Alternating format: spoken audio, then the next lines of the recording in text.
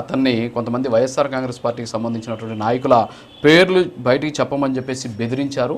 ఆ బెదిరింపులకు ఒత్తిళ్లకు భయపడి ఆయన ఆత్మహత్య చేసుకున్నాడు. ఇది ప్రభుత్వం చేసినటువంటి హత్య అన్న కోణంలో చంద్రబాబు నాయుడు మీద వాళ్ళంతా కూడా ఫైర్ అయినటువంటి పరిస్థితి. సో ఓవరాల్గా ఈ కేసు అంతా ఇప్పుడు విన్నారు మీరు, మీకు కూడా అవగాహన ఉండి ఉంటుంది. సో మీరేమంటారు సార్? రాజు గారు, గుడ్ మార్నింగ్ మీకు, ప్యానల్ ఉన్న సభ్యులకు, అలాగే ప్రైమ్ 9 ప్రేక్షకులందరికీ వెరీ గుడ్ మార్నింగ్ అండి. ఇప్పుడు కృష్ణాంజనేయులు గారు మాట్లాడినా, మన జనసేన మహేష్ అన్న మాట్లాడినా సరే, ఇదంతా కూడా ఏదో వైఎస్ఆర్ కాంగ్రెస్ పార్టీ నాయకులు వాళ్ళదే ఇదిగా వాళ్ళే చేసినట్లుగా వాళ్ళు మాట్లాడటం జరిగింది. ఇవన్నీ సరే మాట్లాడదామండి.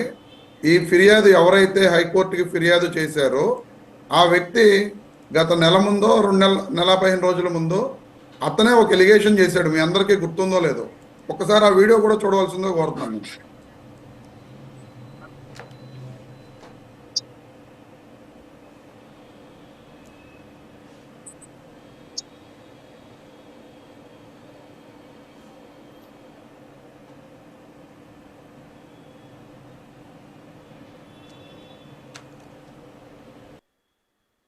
ఈ శ్రీనివాసులు గారు ఎవరైతే హైకోర్టుకు ఫిర్యాదు చేసిన వ్యక్తి ఉన్నారో ఆ వ్యక్తి చెప్పిన విషయం అది.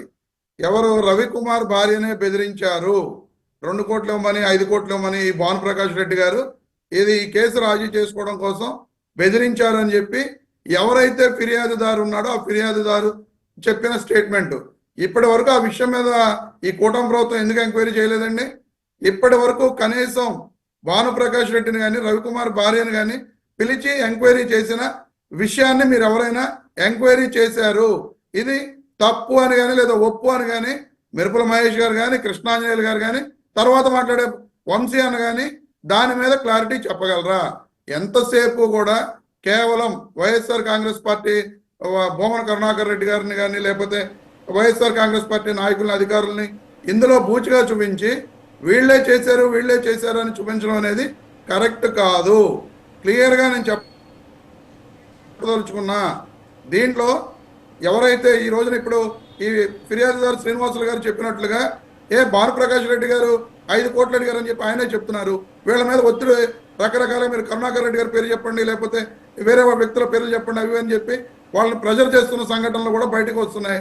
వీటన్నిటి మీద ఎక్కడా కూడా ఎవరూ మాట్లాడట్లా. కేవలం ఏదో వైఎస్ఆర్ కాంగ్రెస్ పార్టీ తప్పు చేసినట్లుగా, కరుణాకర్ రెడ్డి గారు తప్పు చేసినట్లుగా మాట్లాడుతున్నారు. నిజంగా కల్తీ లడ్డు విషయంలో కూడా కరుణాకర్ రెడ్డి గారు క్లియర్గా చెప్పడం జరిగింది. నేను గనక ఇటువంటి దురాగతానికి పాల్పడి ఉంటే నా కుటుంబం మొత్తం రక్తం కక్కుకొని చచ్చిపోతారని చెప్పి ఆయన కొండపైన ఆయన దీపం వెలిగించి క్లియర్గా అక్కడ ప్రమాణం చేసిన సంగతిని కూడా మనం చూసాం. అదే ఈ విషయంలో కూడా ఇదే భూమన కరుణాకర్ రెడ్డి గారు నిన్న కూడా ప్రెస్ మీట్ పెట్టడం జరిగింది. ఆయనకున్న సమాచారం గోవుల విషయంలో కూడా ఆయనకున్న సమాచారం ప్రకారం గోవులు చనిపోతున్నాయని చెప్తే ఇదే చైర్మన్ గారు లేదా ప్రభుత్వం ఇదంతా అబద్ధం ఏమీ లేదన్నారు. ఆ తర్వాత వీడియోలు, ఫోటోలు, సాక్ష్యాధారాలు చూపిస్తే లేదు 140 గోవులు చచ్చిపోయిన మాట వాస్తవం, అవి ముసలి అయిపోయినాయి లేదా ఆరోగ్య సమస్యలతో చచ్చిపోయినాయి అని చెప్పి వీళ్ళే మళ్ళీ ప్రకటించిన సందర్భాన్ని కూడా మనందరం కూడా చూసాం. ఈ రోజున అదే కరుణాకర్ రెడ్డి గారు క్లియర్గా చెప్తున్నారు. ఇదే ఏవిఎస్పి సతీష్ కుమార్ గారిని రకరకాల ఒత్తిళ్లు చేసి తన పేరు చెప్పడానికి ప్రయత్నాలు చేస్తే అతను చెప్పలేదు. ఎవరైతే చీఫ్ విజిలెన్స్ ఆఫీసర్ సివిఎస్ఓ గారు ఉన్నారో ఆ నరసింహకిషోర్ గారు మాత్రమే నాకు చెప్పారు ఈ కేసును రాజీ చేసుకోమని చెప్పి, అదే విషయాన్ని నేను చెప్పానని చెప్పి చెప్తున్నారు. ఇప్పుడు ఆ సివిఎస్ఓ నరసింహకిషోర్ గారిని ఎంక్వైరీ చేయాలి, లేదా పై వాళ్ళని ఎవరైతే ఇంకా కరుణాకర్ రెడ్డి గారు చెప్పినా లేదా ఇంకా ఎవరు చెప్పినా, ఎందుకంటే కింద స్థాయి ఆఫీసర్కి చెప్పేది ఆ పై అధికారులు చెబుతారు తప్ప చైర్మన్ గారో లేదా మరో వ్యక్తో చెప్పే పరిస్థితి ఉంటుందని చెప్పి నేనైతే అనుకోను. నిజంగా ఏవిఎస్ఓ గారు 2 సార్లు ఆల్రెడీ విచారణ జరిగింది అంటున్నారు. నిన్న 3వ సారి వెళ్తున్నారు. ఈ 2 సార్లు విచారణలో జరిగినప్పుడు ఖచ్చితంగా సీసీ ఫుటేజ్ వాళ్ళు వీడియో తీసుంటారు. ఎందుకంటే ఏ వ్యక్తి విచారణ చేస్తున్నా సరే ఆ వ్యక్తి యొక్క వీడియో ఖచ్చితంగా పోలీసు వారు తీస్తారు. ఆ వీడియో ఫుటేజ్ని బయట పెట్టమనండి. ఆ వీడియో ఫుటేజ్లో అతను భూమన కరుణాకర్ రెడ్డి గారు కానీ లేదా మరొక కొంతమంది పెద్దలు కానీ లేదా ఇంకెవరైనా సరే వైఎస్ఆర్ కాంగ్రెస్ పార్టీకి సంబంధించిన వ్యక్తులు ఇందులో నా చేత ఇలా చేయించారు అని చెప్పి ఆ సతీష్ కుమార్ చెప్పి ఉంటే వీళ్ళు అంటున్న మాటలన్నీ కూడా నిజాలు అవుతాయి. అంతే తప్ప ఈ రోజున ఏదో వేగ్గా ఎంతసేపు కూడా ఆ రోజున ఇది రాజీ జరిగింది కాబట్టి వీళ్ళదే పాత్ర ఉంది, వీళ్ళదే ఇది ఉందని చెప్పడం ఎంతవరకు సమంజసం? నిజంగా హత్య ఇది ఉంటే నిజంగా ఏ అధికారి యొక్క మరణమైనా సరే బాధాకరం. అందులోనూ ఎంక్వైరీలో ఉన్న కేసులో అధికారి మరణం చాలా బాధాకరం. దాన్ని ఎవరు కూడా దాన్ని సమర్థించరు, ఎవరు కూడా దాన్ని ఇది చేయరు. కానీ ఇక్కడ అది హత్య అయి ఉంటే ఖచ్చితంగా ఈరోజు ఈనాడు కానీ అదే ఆంధ్రజ్యోతి కానీ ఇది హత్య అని చెప్పి క్లియర్గా అసలు ఫ్రంట్ పేజీలు భద్రైపోయేలాగా రాసి ఉండేవాళ్ళు. వాళ్ళు కూడా అనుమానాస్పద మృతి కిందే రాశారు. ఎందుకంటే వాళ్ళకు కూడా వాస్తవాలు తెలుసు. ఆ వాస్తవాల్లో నిజానిజాలనే బయటికి రావాలి. గతంలో ఏమీ లేకుండానే ఇప్పుడు కృష్ణాంజనేయులు గారు చెప్పారు, గతంలో పరిటాల కేసులో ఎలా చనిపోయారు, లేకపోతే వివేకానంద రెడ్డి గారి కేసులో ఎలా చనిపోయారు అని చెప్పి. వివేకానంద రెడ్డి గారి కేసులో అయినా సరే, పరిటాల కేసులో అయినా సరే చనిపోయిన వ్యక్తులు, పరిటాల కేసులో చనిపోయిన వ్యక్తులు వాళ్ళు ఆల్రెడీ ముద్దాయిలుగా గుర్తించిన తర్వాత చనిపోయారు తప్ప ముద్దాయిలుగా గుర్తించకుండా చనిపోలా. అలాగే వివేకానంద రెడ్డి గారి కేసులో కొంతమంది చనిపోయారని చెప్తున్నారు. చనిపోయిన వాళ్ళు ఎవ్వరూ కూడా హత్యలు చేయబడ్డ వ్యక్తులు కాదు. ఎక్కడ కూడా హత్య జరిగిన సందర్భాలు లేవు.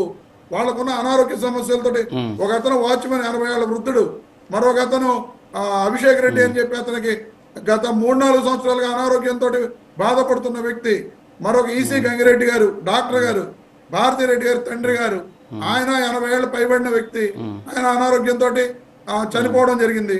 అటువంటి సహజ మరణాలను కూడా ఈ రోజున వీళ్ళ యొక్క రాజకీయ అవసరాల కోసం అవన్నీ కూడా ఏవో అసహజ మరణాలుగా, హత్యలుగా వాటినన్నింటినీ చిత్రీకరించడం జరుగుతుంది.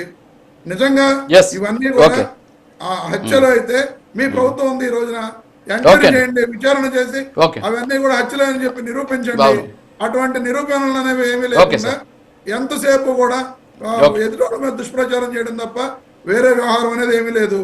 అలాగే సార్ మీరు రాజు గారు, మీరు ఇంకో విషయం కూడా మిమ్మల్ని బెదిరించారు అని చెప్పి చెప్తున్నారు.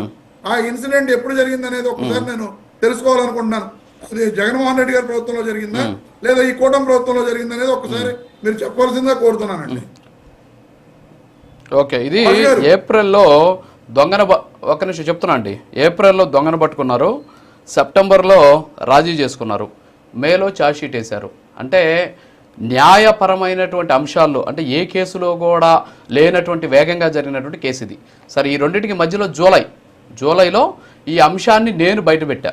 దీనికి సంబంధించి రవికుమార్ రవికుమార్ దగ్గర నుంచి ఆస్తులు తీసుకుంటున్నారు, టీటీడీకి ఆస్తులు రాయించాల్సిన అవసరం ఏంది, అతను దొంగతనం చేసింది కొంత డాలర్లే కదా, మరి ఇంత డాలర్లు చేసిన అతను ఆస్తులు రాయిస్తానని చెప్పేసి ఎందుకు ముందుకెళ్ళాడు అని చెప్పేసి క్లియర్గా నేను సాక్ష్యాలతో సహా వార్త రాస్తుంటే లైవ్లో ఉంటే నన్ను వచ్చి 10 మంది పోలీసులు వచ్చి అరెస్ట్ చేసి తిరుపతిలో అరెస్ట్ చేసి